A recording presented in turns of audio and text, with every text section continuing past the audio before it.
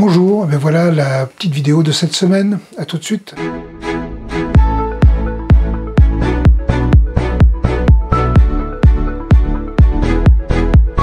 Aujourd'hui, la préfecture de Saône-et-Loire a publié un arrêté.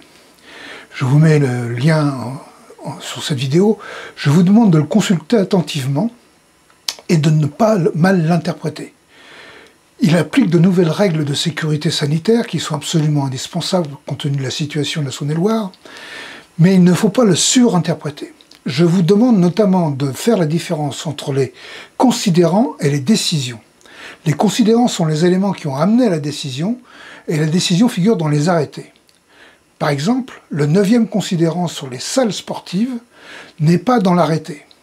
En conclusion, l'arrêté n'interdit pas les activités physiques dans les salles sportives. Ne confondez pas les considérants et les arrêtés.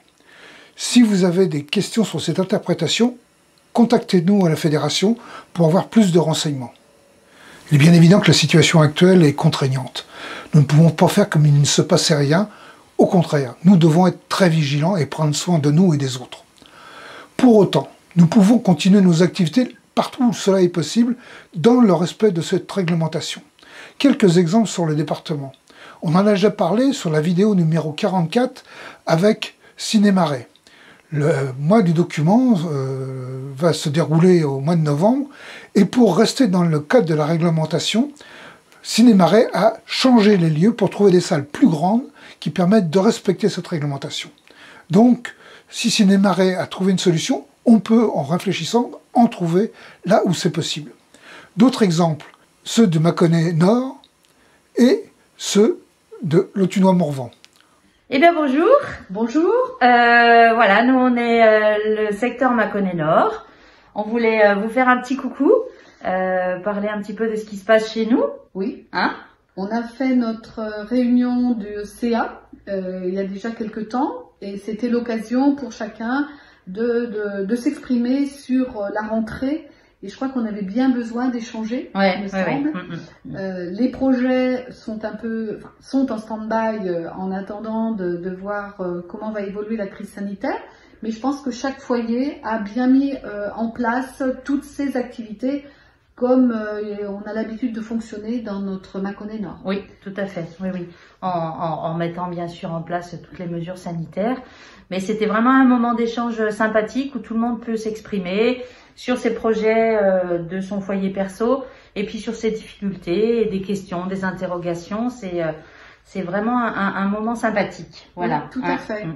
Je pense que chaque foyer fonctionne à peu près, si on peut dire normalement, en respectant toutefois ces mesures sanitaires, ces protocoles. Mais c'est parfois quand même un peu difficile. Hein. C'est quand même un peu difficile. On a eu l'impression de jouer aux gendarmes.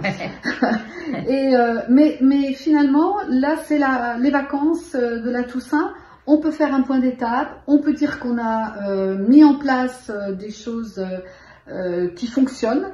Et bien entendu, on a la crainte que tout soit annulé par des décisions qui nous dépassent. Bah oui, carrément, mais de toute façon, on n'aura pas le choix. En attendant, on garde le cap. On garde le cap. On essaye toujours d'être créatif, inventif, et puis de motiver les membres des CA respectifs des foyers de ce secteur.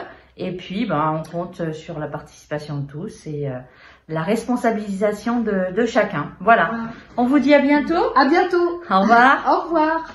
Bonjour, quelques nouvelles du Morvan. Le Cinéma d'Anneau vous convie à son festival pour sa 8e édition, le festival Les Héros du Quotidien. Ce sera les samedis 24 et dimanche 25 octobre. Cette année, nous sommes en partenariat avec le lycée Charles de Gaulle à Dijon, l'écomusée de la Résistance de Saint-Brisson, le comité Yad Vashem France et en collaboration avec Greenpeace Dijon. Nous allons interroger le thème de la justice.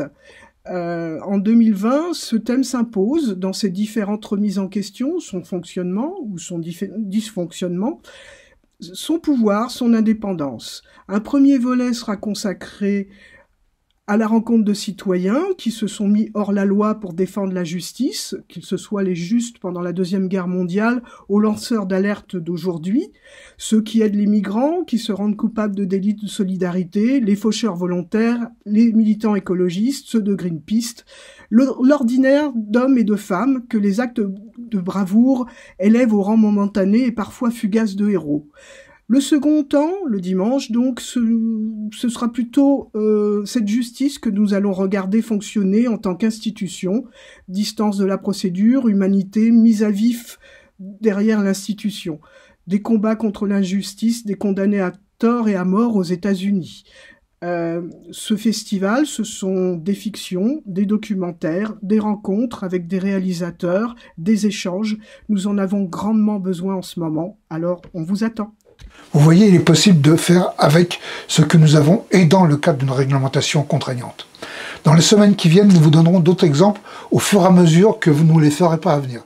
N'hésitez pas, si vous avez vous-même été témoin ou si vous avez organisé une manifestation dans ce contexte, faites-le nous savoir, nous en informerons le réseau. Cette semaine va avoir lieu aussi d'autres actions. Saint-Loup-de-Varennes, Lautunois-Morvan. On en a parlé la semaine dernière, nous en reparlerons certainement dans les semaines qui viennent lors de comptes rendus. Donc, il est encore possible de faire des choses, et surtout, il faut que nous fassions des choses, tout en respectant la réglementation. Voilà, cette petite vidéo est terminée, dans un contexte un peu particulier.